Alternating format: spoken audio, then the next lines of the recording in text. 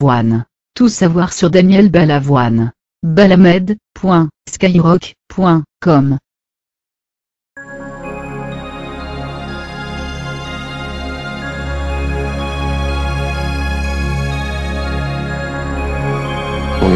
Michel Berger, c'est un artiste au sens le plus complet. Il a une grande sensibilité dans sa musique. C'est une chance fantastique de pouvoir avoir un don dans le domaine artistique. 8e épisode, l'humaniste.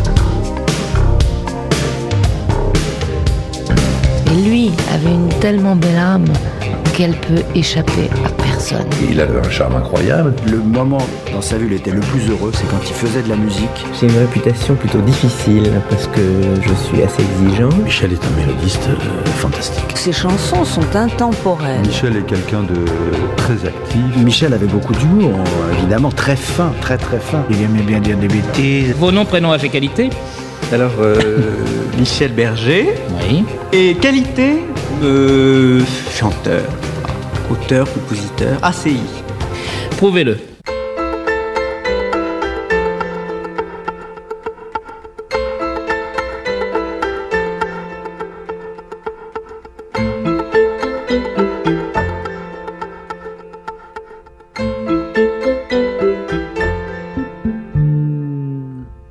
Celui-là passe toute la nuit à regarder les étoiles, en pensant qu'au bout du monde, il y a quelqu'un qui pense à lui.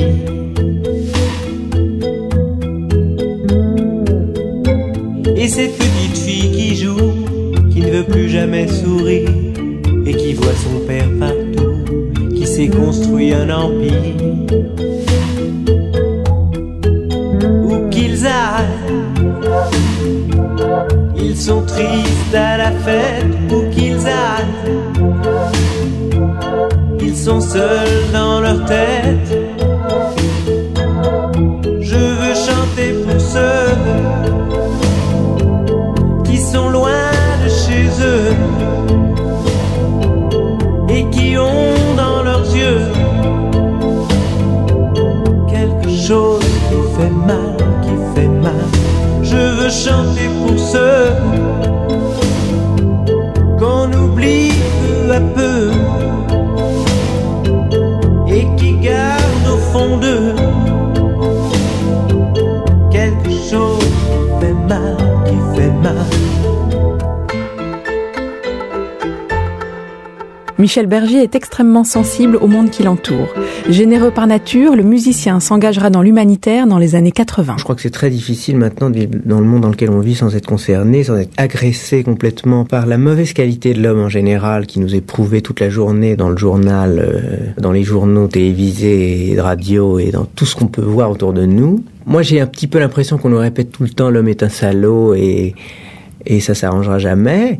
Et puis en même temps, vous savez, il y a une espèce de, je crois, de bonne composition qui est à l'intérieur des hommes qui fait qu'on a quand même le dessus et qu'on est quand même optimiste, qu'on arrive à se dire qu'il y a certainement une solution quelque part. Mais c'est certain qu'on vit une époque assez difficile quand même à assumer. Ça, je crois que tout le monde le ressent. Peut-être c'est encore plus pénible quand on a une expression artistique comme occupation, parce que vraiment, émotionnellement, c'est très dur à assumer, ça. Michel Berger, c'est quelqu'un qui s'intéressait au monde autour de lui. Donc, il était proche de certains hommes politiques, même presque plus conseillers politiques, comme évidemment Jacques Attali, dont il était très proche. Mathias Goudot, réalisateur de documentaires. C'était, on peut dire, politique. Alors aujourd'hui, on est obligé de le préciser vu ce qu'est devenu la politique, mais politique au sens politis de la cité et de la réflexion politique, pas forcément homme politique. Et il se trouve qu'à l'époque, beaucoup de chanteurs étaient assez proches du pouvoir politique en place et du pouvoir du Mitterrand via Jack Lang notamment pour défendre les quotas et soutenir la mise en place des quotas de chansons françaises, pour soutenir la bande FM qui va exploser mais qui va donner aussi une diversité, en tout cas au départ, diversité musicale en France. C'est quelqu'un évidemment de concerné, c'est quelqu'un qui parle de politique et c'est quelqu'un qui peut pas ne pas s'engager et dans la vie et dans ses chansons. Lui était un homme plutôt à gauche. Bernard de Bosson, son producteur et ami. Alors moi j'avais eu des bagarres mais invraisemblables avec Michel, où il me disait je suis très fier de payer beaucoup d'impôts. Mais je lui dis mais t'es quand même un abruti toi, t'es un crétin, tu as monté une boîte pour aider des jeunes, pour monter des trucs, t'as des moyens légaux, parfaitement légaux, d'essayer de payer un petit peu moins d'impôts pour justement, avec cet argent, pouvoir avoir plus de moyens pour investir sur des jeunes, je me battais avec lui, je me suis battu avec lui. Et il avait évidemment une sensibilité qui était plutôt une sensibilité d'homme de gauche, mais c'était pas la gauche caviar, c'était pas le babacool, c'était pas le bobo, vous voyez ce que je veux dire, il avait une ouverture plus grande sur les autres et il avait la notion de partage, Michel. C'était quelqu'un d'excessivement généreux. S'il était là, il m'en voudrait de ce que je vais dire, mais je vais le dire quand même. Michel s'occupait de plein de gens, personne ne sait. Et Michel s'intéressait et aidait plein de gens de façon très discrète, avec infiniment d'humilité et de modestie. C'était tout à fait dans la dimension du personnage. Bonjour, une édition spéciale du journal de 13h. Les Français ont choisi, c'est donc François Mitterrand qui devient le 21e président de la République. François Mitterrand a donc été élu avec 1 100 000 voix de plus que Valéry Giscard d'Estaing, une différence de 3,5 à 4%.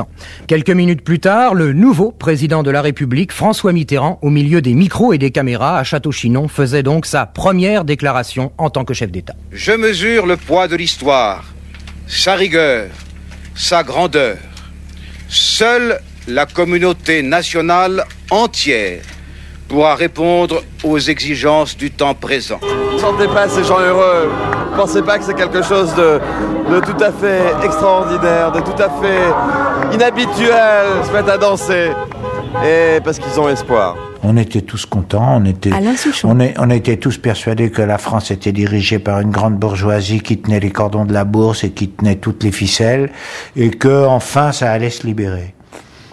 Et lui était plus branché que ça, il allait avec France, ils allaient à l'Élysée, tout ça de temps en temps, je crois. Il était très très déçu par les politiques. Il les trouvait insupportables. Bernard de Bosson. Mais il y avait quelqu'un pour qui il avait une admiration énorme, encore une fois.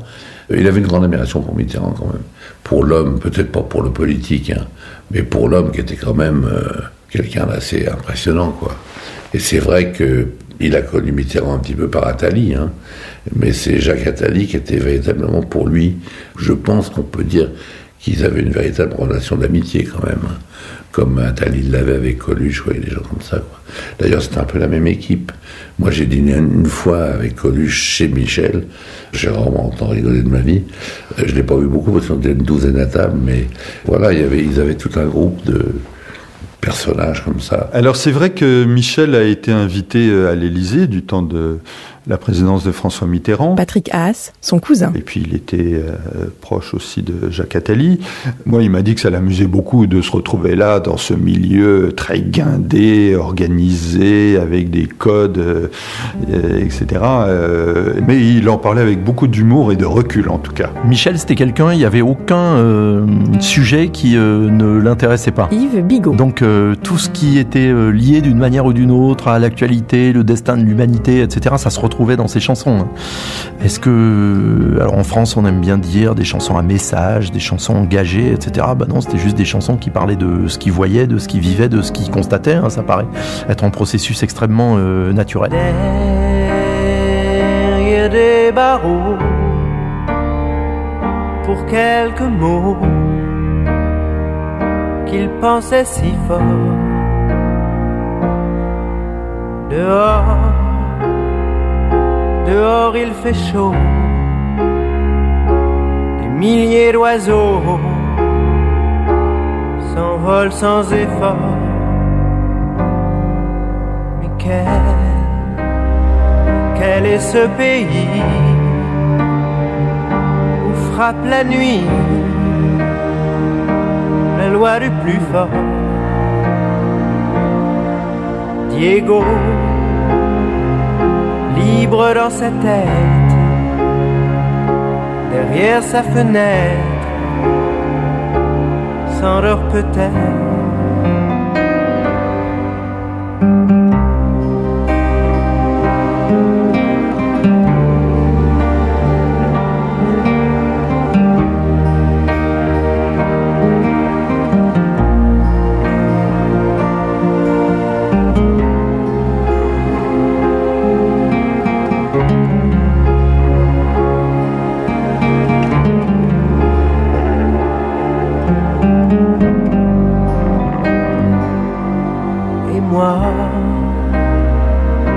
Danse ma vie, qui chante et qui rit, pense à lui. Diego, libre dans sa tête, derrière sa fenêtre, déjà mort, peut-être.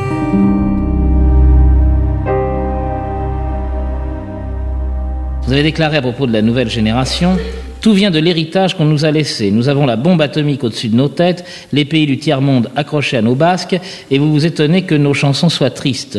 Ah oui, c'est vrai. Moi, je me suis fait engueuler des tas de fois parce que je faisais des chansons tristes. Et puis, je suis pas le seul. Alors là, c'est vraiment tous les gens de ma génération, c'est comme ça, parce que il faut que ce soit gay, parce que Trennes était gay alors qu'ils étaient en train de faire la guerre tous, et que maintenant, nous, on n'est pas en train de faire la guerre et on crie des trucs pas forcément gays, et on nous le reproche, c'est vrai. Il faut se défendre un peu parce que c'est quand même le reflet du monde dans lequel on vit, il n'y a rien à faire. Puis on se force pas à être gay, c'est pas... Vous avez déclaré, c'est un petit peu contradictoire, le fait que les chanteurs témoignent de plus en plus sur leur époque m'inquiète. Non, alors ça, je trouve ça au contraire très bien de témoigner de son époque. Ce que je trouve embêtant, c'est quand on vous demande, sous prétexte qu'on est chanteur, on vous demande qu'est-ce que vous pensez de la candidature de François Mitterrand ou de... Enfin, je veux dire de choses très très précises. Très très précise de politique et de comment, par exemple, comment on pourrait faire pour qu'il y ait moins de problèmes de surpopulation dans le monde et tout ça. Je veux dire, on est dépositaire absolument de tous les problèmes du monde entier sous prétexte qu'on chante, et ça, je trouve que ça, c'est pas normal. Il se trouve qu'au début des années 80, Michel Berger va connaître un grand succès. Mathias Goudot. Pour lui et avec France Gall, évidemment, qui cartonne sur toutes les scènes. Il se trouve qu'il va aussi vivre des drames avec le départ de son frère et la maladie de Pauline.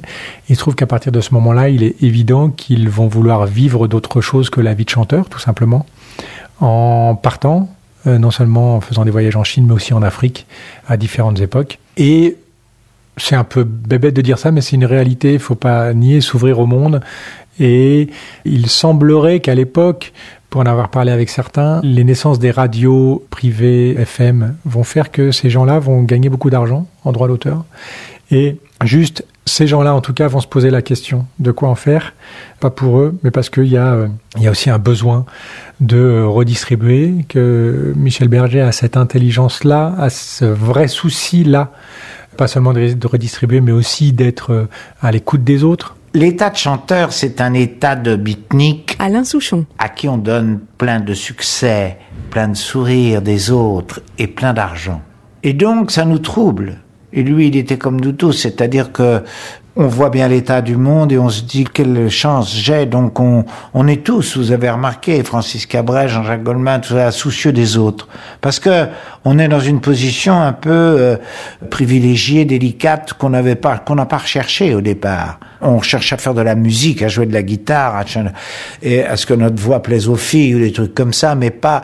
Et après toutes ces récompenses qu'on a, forcément, on se tourne vers les autres et alors ça a l'air démagogique, mais ça ne l'est pas. C'est comme ça. Et lui était très comme ça, très sensible à la pauvreté en Afrique, à la pauvreté des gens qui recevaient des catastrophes naturelles sur la tête ou et donc il a toujours été très comme ça, très sensible à ça.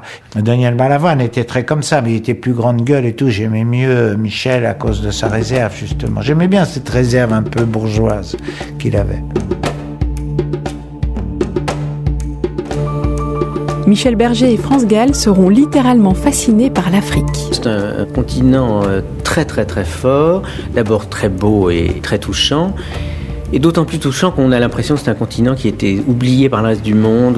C'est très difficile à raconter, de parler de l'Afrique, mais pour un musicien et pour quelqu'un qui a envie de parler, c'est sûr que c'est une source extraordinaire d'émotions. Alors l'Afrique, ça a beaucoup frappé Michel, évidemment, à travers différentes chansons. Yves Bigot, directeur de TV5 Monde et auteur d'une biographie sur Michel Berger. Le destin de l'Afrique, ça renvoie à notre humanité, le destin de l'Afrique. C'est-à-dire, est-ce qu'on considère que une espèce doit être solidaire et que donc ce qui se passe en Afrique, les famines, la pauvreté, etc., c'est notre problème? Ou est-ce qu'au contraire, on considère que hein, chacun chez soi et les vaches seront bien gardées, et que donc c'est leur problème, c'est pas le nôtre. Alors ce qui est d'autant plus injuste que souvent c'est leur problème parce qu'on est allé là-bas et qu'on leur a expliqué que leurs ancêtres étaient gaulois et que donc nous étions la solution à des problèmes qu'ils ne savaient pas qu'ils avaient avant qu'on aille chez eux. Donc c'est très compliqué à gérer comme situation. On le vit d'ailleurs dans l'actualité tous les jours aujourd'hui, qu'on soit en France ou en Belgique, puisqu'on est deux anciennes puissances coloniales.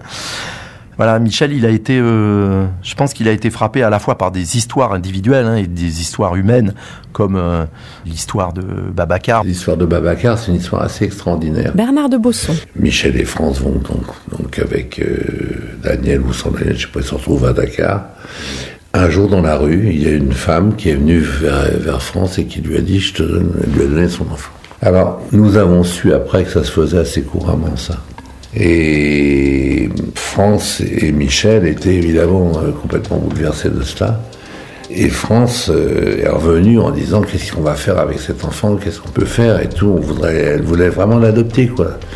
Et c'est à ce moment-là, comme ils y retournaient, que j'ai dit à France et à Michel, vous allez voir mon ami Mustapha qui a pris les choses en main.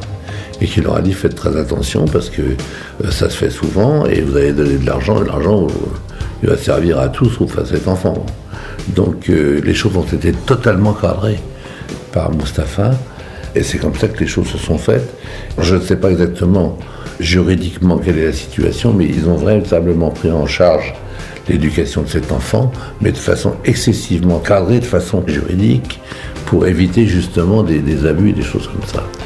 Ça remonte à 85 quand même, Ouais, c'est 85 je crois. J'ai ton cœur qui t'accorde, dans mon corps et dans ma tête. J'ai des images qui s'entêtent. J'ai des ondes de chaleur, et comme des cris de douleur qui circulent dans mes veines. Quand je marche dans ma ville, j'ai des moments qui défilent de ton pays d'ailleurs où tu meurs.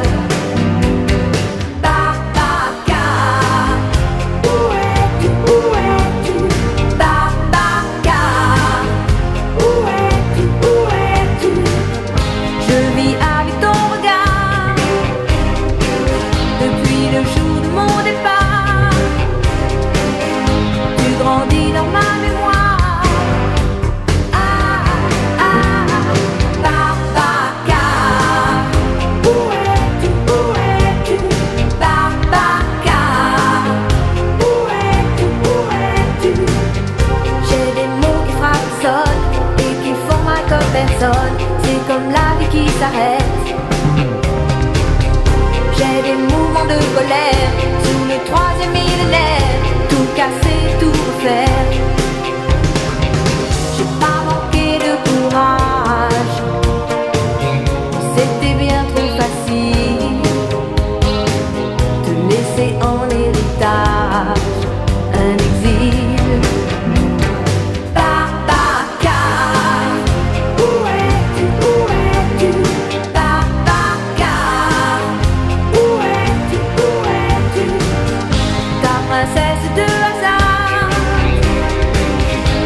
Passé comme une étoile en emportant ton espoir. Babacar, où es-tu, où es-tu? Babacar, où es-tu, où es-tu?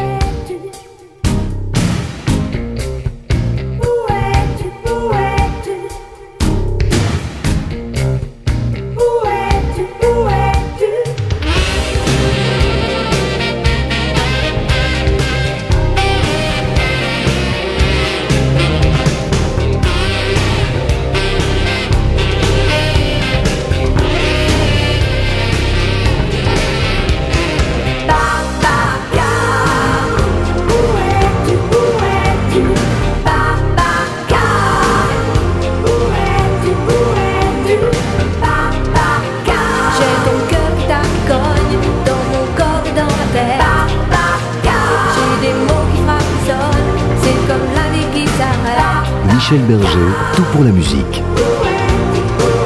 Entre 1985 et 1986, Michel Berger, France Gall, Daniel Balavoine, Lionel Rodcage et Richard Berry lancent l'opération humanitaire Action École. Il s'agit de sensibiliser les élèves des écoles et des lycées français afin de récolter des fonds pour financer des projets précis sur le continent africain. Action École, ça naît du concert Live Aid. Yves Bigot. À Wembley, où Monique Lemarcy de RTL a invité un certain nombre de chanteurs français, dont Jean-Jacques Goldman, dont Daniel Balavoine, et Lionel Rodcage, qui est un ami de Bob Geldof, qui est un journaliste français, qui a beaucoup déjà travaillé dans l'humanitaire, qui a travaillé avec Bernard Kouchner, etc., qui dit les chanteurs français sont épatés évidemment par Live Aid parce qu'on fait les Anglais, les Américains, c'est incroyable, mais qu'est-ce qu'on pourrait faire nous qui ne savons pas faire ce genre de trucs, etc. Et donc Lionel dit à Daniel, il dit mais c'est pas compliqué, il y a des trucs qu'on peut faire, voyons-nous avec Michel, avec France. Richard Berry qui s'est joint à eux, puis plus tard Karl Bouquet notamment, Bernard Kouchner qui a été aussi un des sympathisants. Voilà, c'est autour de Lionel Rodcage et de Bob Geldof qui habitait chez Lionel, avenue Parmentier. Et voilà, Action École est née comme ça, avec Lionel disant mais c'est à travers les lycéens, c'est à travers les enfants, les adolescents, les jeunes adultes qu'on va pouvoir sensibiliser la société française. Et on s'est beaucoup mobilisé. Michel et France ont été extrêmement impliqués, Daniel aussi. Parce que personne, évidemment, n'a dépensé un centime dans cette histoire. On payait les taxis de notre poche. Contrairement à beaucoup d'associations humanitaires, etc., nous, on n'a pas utilisé un seul franc, un seul centime de l'argent qui est arrivé et qui a été versé pour le fonctionnement. Ça a été un moment très fort pour souder tous ces gens entre eux. Il y a eu le concert de La Courneuve, qui était co-diffusé sur Europe 1, RTL, France Inter, donc sur toutes les radios françaises en même temps. C'est la seule fois que c'est arrivé. Qui n'a pas été un grand succès. Je me souviens, France était absolument furieuse de dire mais ça a été mal organisé, on ne sait pas faire comme les Anglais, on aurait dû organiser des trains, des autocars. Elle avait raison, parce qu'il y avait même pas 20 000 personnes à La Courneuve, alors qu'on aurait pu en accueillir. Il y en avait 70 000 pour les concerts de Springsteen. Ça n'était pas Action École qui l'avait organisé, c'était une autre organisation qui s'appelait Chanteurs sans frontières, qui avait été montée par Renaud et Valérie Lagrange. Mais oui, l'implication de Michel et de France, elle a été très très grande. Ça a vraiment été un engagement extrêmement sincère et désintéressé. Je veux dire, il y avait vraiment aucune idée de faire leur promotion, etc. Au contraire, en revanche, c'était une source d'inspiration pour les chansons, très importante. Il y a quelque chose de très, pour le coup, de très physique dans l'engagement de Berger. Didier Varro. Cette prise de conscience qu'on ne peut pas aller à la télévision juste pour dire effectivement la famine c'est dégueulasse et il faut faire quelque chose et je vais faire quelque chose en chantant des chansons sur la famine. Non, il y a cette prise de conscience que l'action concrète est nécessaire. C'est encore une histoire de nécessité. Tout chez Michel Berger est nécessité et à partir du moment où c'est nécessité, Michel Berger se met en marche. Et donc là, sur Action École, il va mettre en pratique ce que Daniel Balavoine aussi pensait sincèrement et qui faisait partie de leurs conversations souvent les plus fournies et les plus exaltées, à savoir de dire à quoi sert une chanson si elle est désarmée, à quoi sert un chanteur si, à un moment donné, il ne s'engage pas physiquement. Donc voilà, Action École, c'est ça, c'est essayer de mettre physiquement du concret dans une action. Daniel Balavoine, quand il part au Paris-Dakar, implanter des pompes à eau dans le désert, en profitant du Paris-Dakar, d'une manifestation ultra médiatisée pour pouvoir mettre en lumière son combat. Son combat, c'est pas juste de crier l'injustice et la tragédie que traverse l'Afrique à l'occasion de ce Paris-Dakar. C'est dire, voilà, oui, c'est une tragédie, mais le concret, c'est là, c'est maintenant. C'est mettre de l'eau là, ici, présentement. Et de l'expliquer. Et dire, voilà, l'eau c'est la vie, et à partir du moment où il y a la vie, on peut commencer à parler de culture, par exemple, et d'éducation, etc. Michel Berger, c'est aussi quelqu'un qui est obsédé par la transmission, qui pense que effectivement, comme Goldman, c'est à coup de livres qu'on peut franchir les murs. Donc voilà, il y a ce truc-là aussi qui est très important chez Berger, c'est de se dire, lorsqu'on est artiste, on est un entertainer. Il ne faut jamais oublier que l'on reste d'abord un entertainer, un homme de spectacle, mais qu'on a aussi une place suffisamment inviable pour pouvoir être le vecteur de la transmission. Infotrafic RTS. Si vous roulez sur l'autoroute Fribourg-Vevey en direction de Vevey, sachez qu'un accident impliquant 3 véhicules provoque un embouteillage entre Châtel-Saint-Denis et l'échangeur de la Verre. Prudence donc. Et puis si vous avez décidé d'emprunter le tunnel du Saint-Gothard, donc sur l'axe Lucerne-Chiasso et dans l'autre sens, en direction du Tessin, un bouchon de 2 km vous attend. Et en direction du nord et de Lucerne, c'est environ 1 km de bouchons qui sont annoncés. Quand le désert avance, c'est la vie qui s'en va. La faute a pas de chance, ou Dieu qui nous foudroie. Et le désert avance, plus personne n'y croit. C'est notre déchéance, l'impossible combat. Quand le désert avance, que veux-tu que l'on soit? Les femmes tout avec danse, elles-mêmes n'y croient pas. Dans leurs souvenirs d'enfance, les chasseurs étaient là. Mais le désert avance, le sable devient roi. Et c'est notre souffrance qui coule entre nos doigts dans ces dunes immenses. Qui donc y survivra? Mais toi qui viens de France, où l'on oublie qu'on boit, dis-leur ce que tu penses, dis-leur ce que tu vois. Dis-leur quelle est leur chance et qui ne la voit pas, et qu'on meurt d'impuissance mais qu'on garde la foi, que le désert avance et l'eau n'arrive pas.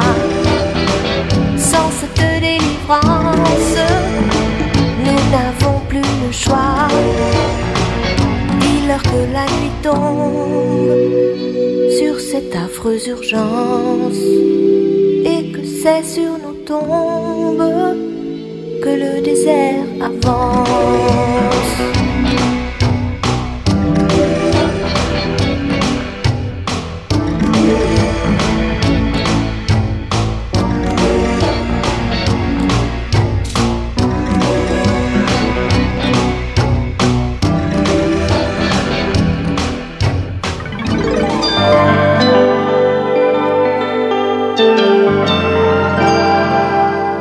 Bonjour, le rallye Paris-Dakar est en deuil.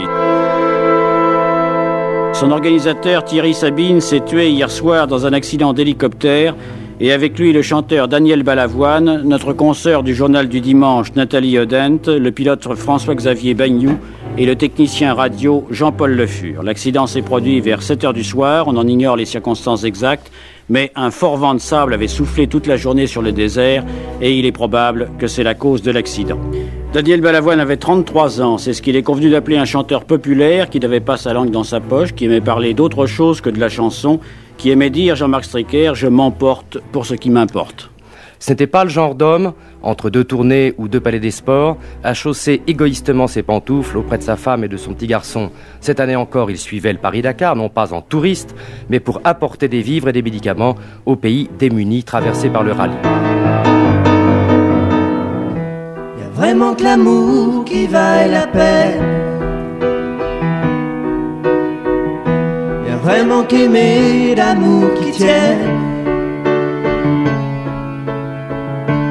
Celui qu'on lit dans les mauvais poèmes, mais le vrai, celui qui nous dévore le cœur, qui nous fait peur. Y a vraiment que l'amour qui vaille la peine. Y a vraiment qu'aimer l'amour qui tienne. Pas celui qui dort au chaud dans la laine, mais le vrai, celui qui porte la vie ou la mort dans nos veines. Vraiment que l'amour qui vaille la peine. Vraiment que l'amour qui vaille la peine. La mort de Balavoine va être annoncée en France le lendemain de l'accident et de la réalité. C'est-à-dire que l'accident, je crois, a lieu le 14 janvier. C'est annoncé en France le 15 janvier 1986. Mathias Goudot, réalisateur de documentaires. Cette semaine-là, Michel Berger a accepté d'être tous les jours sur une radio, a animé une tranche. Ça se fait plus trop pour les chanteurs aujourd'hui, mais c'est une bonne idée. Il animait, on va dire, 1 heure ou 2 heures d'émission. Il passait des titres qu'il aimait, il disait pourquoi, et voilà. Il se trouve que il commence sa tranche radio à ce moment-là, on appelle ça une tranche, c'est-à-dire un créneau horaire. Et évidemment, on va apprendre la mort de Daniel Balavoine. On va pas savoir pendant un certain temps, il va l'apprendre, mais on va pas avoir encore la certitude. C'est-à-dire qu'on commence à avoir des infos et des bruits, mais il n'a pas la certitude encore. Donc, Michel Berger va devoir tenir tout au long de cette émission en ayant cette chose-là dans la tête, sans avoir la certitude que son nouveau frère, son frère, on va dire, de musique, est décédé dans le désert à des milliers de kilomètres de là. Pour lui, c'est un coup énorme. Il va tenir le choc et évidemment, au sortir de l'émission, il va complètement s'effondrer. Il se trouve qu'il apprend un peu plus vite que les autres, puisque dans la radio, forcément, c'est une radio connectée à l'actualité, qu'il n'ose pas appeler la femme de Daniel Balavoine, mais qu'ils ne savent pas encore si elle est au courant, en tout cas à ce point-là. Mais c'est évident que cette matinée du 15 janvier 1986 est absolument un drame pour Michel Berger, un nouveau drame dans sa vie. C'est l'homme qui partageait des goûts artistiques. C'est un homme qui était super novateur, Daniel Balavoine, sur tous les sons, tout ce qu'il avait apporté dans la variété française au bon sens du terme, et qui allait évidemment exploser encore. Et c'était aussi l'homme qui avait donc ça, c'était admiratif, parce Daniel Balavoine voulait exploser à l'étranger, en tout cas il avait cette volonté-là, donc ça c'était une manière d'être admiré par Michel Berger aussi. Et puis l'homme avec qui il partageait les combats. Et Michel Berger, il admirait Balavoine parce que Balavoine levait le poing et presque donnait le coup de poing, alors que Michel était d'une éducation et d'une classe qui fait qu'il n'aurait jamais, il aurait levé la voix, mais pas le poing en tout cas. Quand Daniel est mort, Didier Varro, Berger était terrassé, mais au point de ne pas pouvoir parler de cette tragédie. Il y a eu un avant et un après la disparition de Balavoine. Ce truc qui tombe comme ça du ciel et qui vous désarme. Voilà, c'est un Berger désarmé, qui a perdu son frère de cœur, qui a perdu son miroir, qui a perdu son contraire aussi, qui a perdu celui qui le stimulait, parce qu'il y avait une vraie, pas une compétition, mais il y avait une vraie stimulation dans leur projet parallèle. Et c'est vrai que au moment où Daniel sort son dernier album, Sauver l'amour, Berger est prodigieusement ébahi par le projet artistique de Balavoine. Et il se dit, d'ailleurs, à ce moment-là, que c'est Daniel qui va être la force motrice de ce fameux projet qui est de faire passer la chanson française dans la division des anglo-saxons.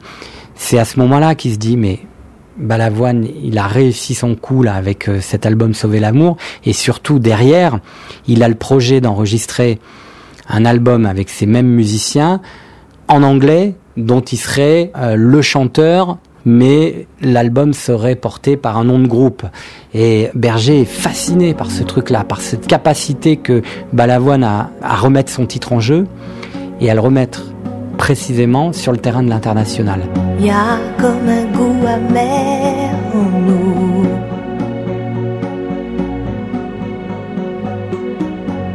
comme un goût de poussière dans tout, et la colère qui nous suit partout. Il y a des silences qui disent beaucoup,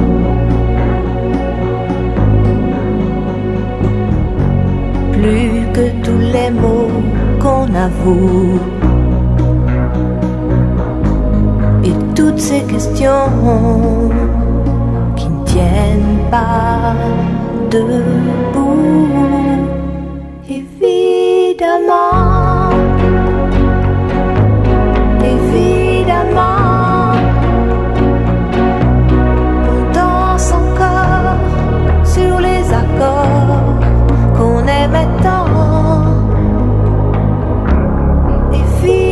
Évidemment,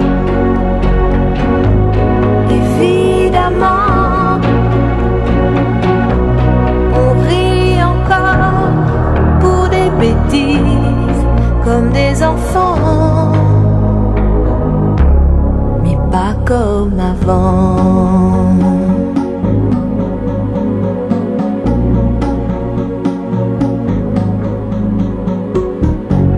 Et ces batailles dont on se fout,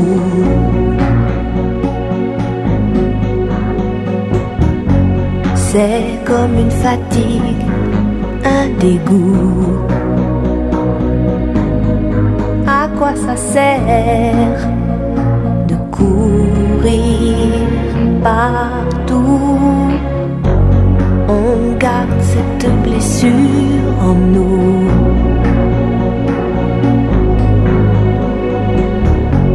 Comme une éclaboussure de boue qui ne change rien, qui change tout. Évidemment, évidemment, on danse encore sur les accords qu'on aimait tant. Évidemment, évidemment, on rit encore pour des bêtises comme des enfants, mais pas comme avant.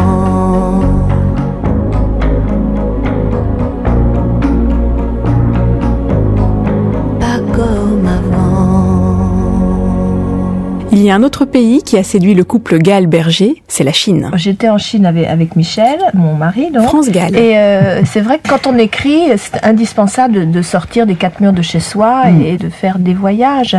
En Chine, on a été très frappés par la simplicité avec laquelle vivent les gens et ils n'ont rien. Ces Chinois. Ils n'ont rien et en même temps, ils sont heureux de la moindre chose, ils ont des joies simples. Ce qui est bien en plus, c'est de remettre en question toutes les valeurs qu'on a. Mais ça peut être des petits voyages en Europe. Moi, par exemple, là, depuis 2-3 jours, j'ai découvert 2 peintres, qui sont Jérôme Bosch et Goya. Pour moi, c'est un voyage. Le Jardin des délices de Jérôme Bosch, c'est aussi fort que le voyage en Chine. Vous savez, c'est pas professionnel, parce que moi je fais un métier, c'est pas un métier, je fais un métier qui n'est pas un métier. C'est pour moi personnellement, je veux dire, c'est en tant qu'homme, je crois qu'on n'a qu'une vie et qu'il faut vivre un certain nombre de choses, essayer de comprendre un peu ce qui se passe autour, et après ça se répercute dans ce qu'on écrit, si on écrit. Je crois que si on se dit, ah ben ça va être utile pour mon métier, c'est un petit peu triste. C'est pas comme ça que je crois qu'il faut voir les choses. Ouais. Je crois que ce qui vous amène à faire des choses fortes, c'est si on vit soi-même des choses fortes. Toi t'aurais voulu jouer Hamlet, mais les propositions qu'on t'a faites, ce sont des grands mélos d'amour et des feuilletons au kilomètre. Dans ton uniforme de vedette, tu fais des shows et des conquêtes. Tu t'es fait débrider les yeux, mais comment faire pour qu'ils soient bleus? En constat, t'es pas né là où tu voulais. T'as pas la peau qu'il te faudrait, celle du vrai pays du dollar.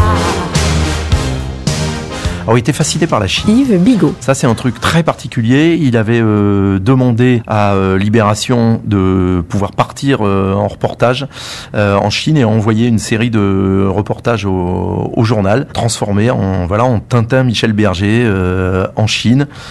Et il était vraiment allé là-bas et il avait pris ça extrêmement au sérieux, extrêmement à cœur.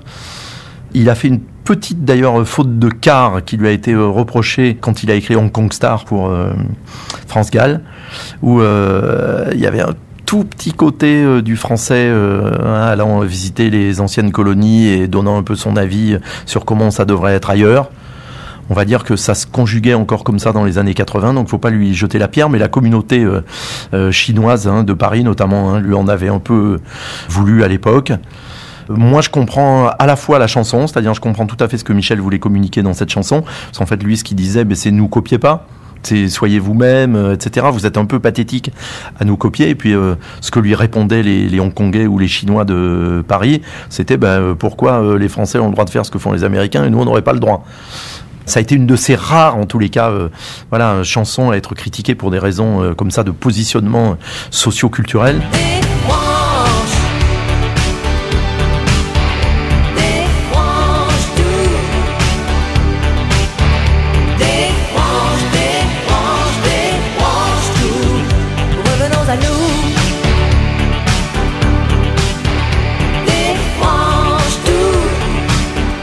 Je pense que Daisy, il n'a pas ramené que Hong Kong Star, il a ramené aussi des chansons qui étaient frappées par le monde moderne.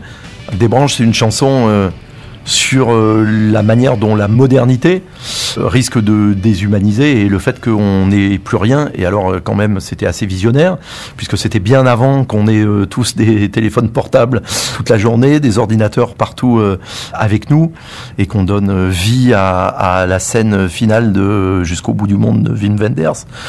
Donc il avait vu ça, Michel, et il avait effectivement vu ça aux États-Unis, mais il avait vu ça en Asie déjà. C'est combien tout le monde était accroché, connecté. Alors à l'époque c'était déjà à la télévision, à la radio, à toutes ces choses qui font qu'on vit la vie par procuration, comme l'a écrit un autre de ses collègues, mais où on risque de se déshumaniser, ou en tous les cas de ne plus connaître l'expérience humaine qu'à travers des appareils et plus directement.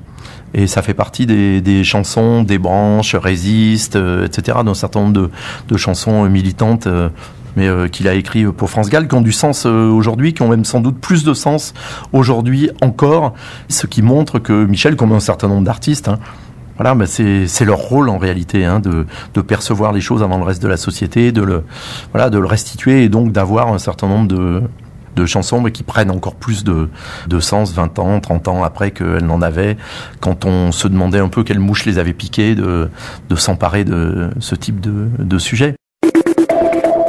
Infotrafic RTS. Si vous vous trouvez sur l'axe Lucerne-Chiasso, le tunnel du Gothard, que je devais vous annoncer qu'il était fermé pendant un moment, est à nouveau ouvert dans les deux sens, mais ça a dû vraisemblablement allonger les bouchons dans un sens comme dans l'autre. Vous risquez donc d'attendre un peu pour pouvoir emprunter le tunnel du Gothard. Résiste.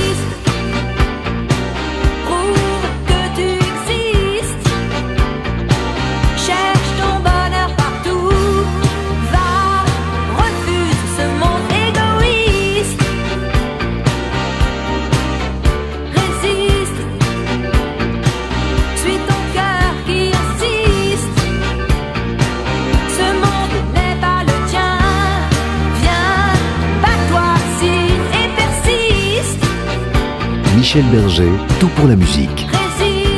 Toutes les chansons de France racontent des choses, que ce soit des chansons d'amour ou des chansons sur la marche du monde. Chez France, comme chez Michel d'ailleurs, il y a cette volonté de dire des choses en chanson. Didier Varro. On fait pas juste des chansons pour se divertir. La chanson, elle sert à affirmer son rapport au monde. Et Michel Berger a un rapport au monde extrêmement structuré. Et donc, la chanson est son territoire pour développer et offrir cette relation qu'il a au monde.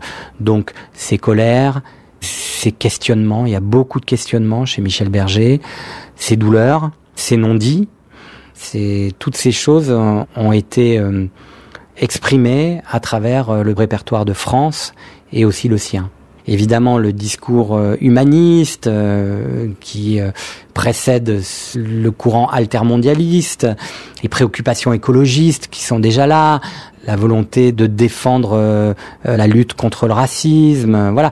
Ce dont on dira d'ailleurs à propos de Michel Berger et France Gall, et un peu Balavoine, mais surtout France Gall et Michel Berger, que ce sont des porte-paroles du bon sentiment et que voilà, oui, la guerre c'est mal, l'eau ça mouille et le soleil ça brûle. Mais il y avait ce truc-là aussi chez Berger, qui avait une forme de premier degré dans sa façon de lire le monde. Il avait envie qu'on estime cette façon tout à fait premier degré de lire Le Monde, parce que voilà, il disait il n'y a pas de honte à aimer ça. Je reviens à une chanson de Berger, mais non, mais il n'y a pas de honte, surtout à dire qu'on est ulcéré par la famine, qu'on est traversé de démons lorsqu'on voit les images de la famine en Afrique, lorsqu'on constate que la société devient de plus en plus raciste, que on est obligé de créer les restos du cœur pour pouvoir donner à manger à des gens en France. Enfin, tout ça, effectivement, c'est peut-être du bon sentiment, c'est peut-être, ça fait peut-être partie de la société du spectacle qui se structure dans les années 80, mais c'est aussi une nécessité. Et Michel Berger prend la chanson comme une nécessité. Ça, c'est très important. C'est quelque chose dont il m'a souvent parlé, comme Balavoine d'ailleurs, mais on n'est pas chanteur si ça n'est pas une question de vie ou de mort, en gros. On peut changer le monde avec des chansons. On peut lire le monde différemment avec des chansons. C'est ce que pense Michel Berger. Quelque chose de beau doit nous arriver. Quelque chose de fort doit nous emporter. Quelque chose qui nous ferait vivre du jour au lendemain.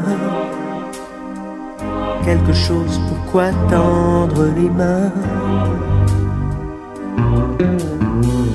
Quelque chose de beau doit nous transporter. Quelque chose de fort doit nous faire changer. Quelque chose qui nous ferait suivre un tout autre chemin. Commençons ce rêve demain. Moins de haine, moins de guerre, moins de larmes et moins de sang, moins d'espoir d'être puissant, moins de pouvoir et moins d'argent et plus de sentiments.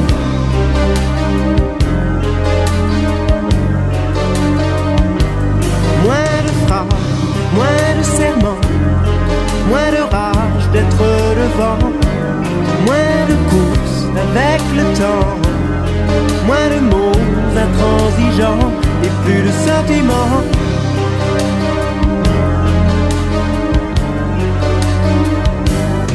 Moins de larmes, moins de sang et plus de sentiments.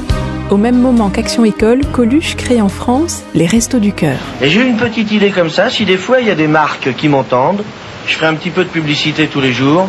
S'il y a des gens qui sont intéressés par sponsorer une cantine gratuite, qu'on pourrait commencer par faire à Paris par exemple, puis qu'on étalerait après dans les grandes villes de France, nous on est prêts à aider une entreprise comme ça, qui ferait un resto, par exemple, qui aurait comme ambition au départ de faire 2000, 3000 couverts par jour, gratuitement. Michel Berger s'engage dans les Restos du Cœur aux côtés de son ami Coluche. Les deux hommes sont proches. Coluche est même le parrain du fils de Michel et France, Raphaël.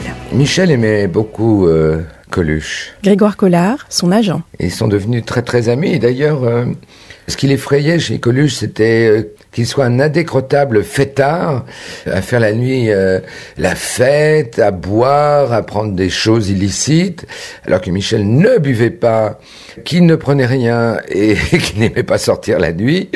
Mais c'était des grandes fêtes chez Coluche ou chez Michel et France, avec ces rires. Il y avait cette dérision, il y avait le côté gauchiste, parce que Michel était de gauche. Il y avait beaucoup de complicité. Et puis Coluche inspirait Michel aussi, parce qu'il lui montrait une vision du monde, le côté de la dérision, du cynisme, de la moquerie, de la non-acceptation de la norme. Françaises, Français, cette année c'était très bien, l'année prochaine ça sera pire. Eh oui, mesdames, messieurs, le pays va mieux que l'année prochaine.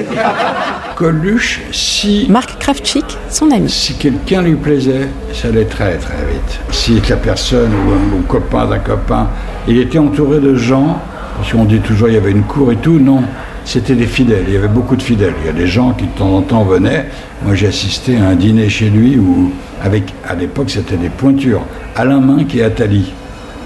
Et Michel racontait ce qu'il aurait fait s'il avait été ministre ou président, je sais pas quoi. Et eux c'était Tex Avery. Ils écoutaient, et tout le monde écoutait. Ce mec-là était incroyable. Ah ouais, incroyable, génie total.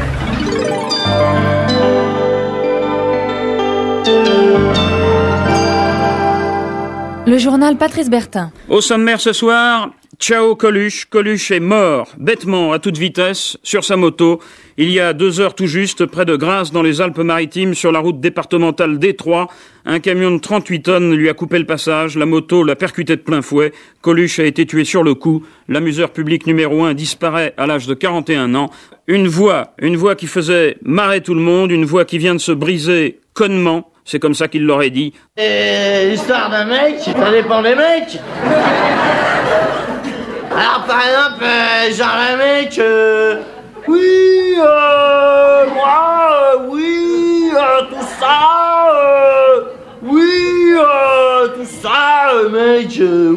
tout ça, mec. Puis les mecs, non, moi non. Non, les mecs disent non, les mecs disent... Alors on leur dit, mais des fois on est obligé. Non, les mecs. J'aime pas l'idée que les gens du show business sont des gens épouvantables et que j'ai toujours entendu depuis que j'ai commencé à chanter que le showbiz est un univers abominable et que oui, avec des escrocs, des gens qui pensaient qu'à l'argent et tout ça. Je lutte contre cette idée-là. Moi, j'ai peu d'amis, c'est vrai, dans ce milieu-là, mais c'est pas par choix. C'est parce que d'abord j'avais un très grand ami qui était Daniel et qui malheureusement s'est tué, et Coluche qui était aussi un ami très proche. Et finalement, c'est pas de ma faute, ils meurent tous. Il y a des gens formidables. Ces 2 exemples sont des gens qui m'ont énormément marqué, étaient des gens extraordinaires dans la vie. Un soir, tu trouveras des brouillons dans leur cachette pour voir. Tu sortiras les disques de leur pochette. Notre histoire, tu la verras défiler dans ta tête. Alors chute, pose doucement un doigt devant ta bouche et lutte. Efface de ta mémoire ces mots qui nous touchent. Brute, ces images qui nous plongent dans la solitude. Écoute ce qu'il reste de nous, immobile et debout.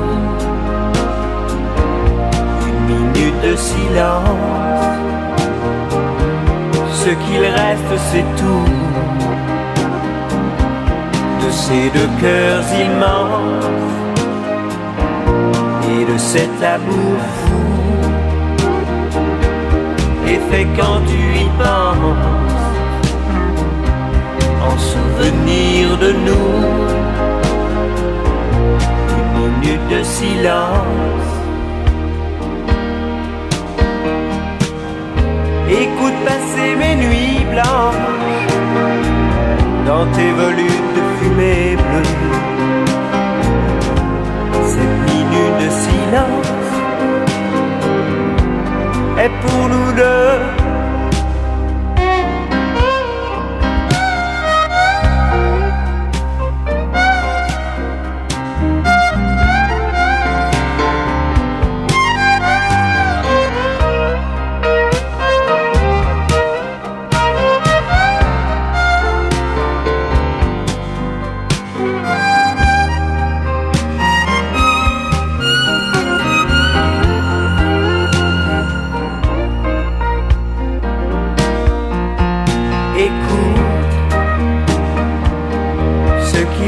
De nous,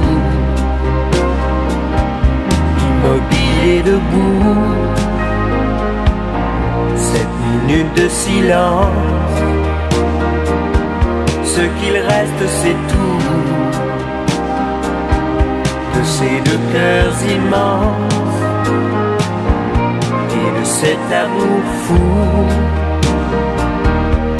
c'était quand tu y penses, en souvenir de nous, minute de silence. Écoute passer mes nuits blanches dans tes volumes de fumée bleue. Cette minute de silence est pour nous deux.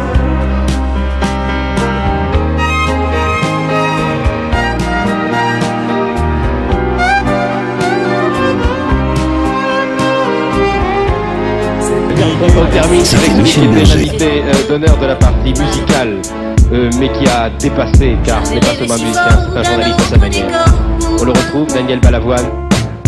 J'avais l'impression que... Non, je m'excuse de vous couper parce que bon, je crois que j'ai compris tout de suite la question. Non, quand je me suis marié... C'était pour la vie. C'était pour la vie. Techniquement et vocalement, une dame qui s'appelle Madame Nicole Salien de l'Olympia, de l'Opéra, pourra lui dire qu'au contraire, je chante techniquement parfaitement bien et que je ne crie pas et que j'ai une technique de ténor qu'on ne soupçonnait pas et que je ne soupçonnais pas moi-même d'ailleurs et dont j'ai rien à foutre, cela dit en passant.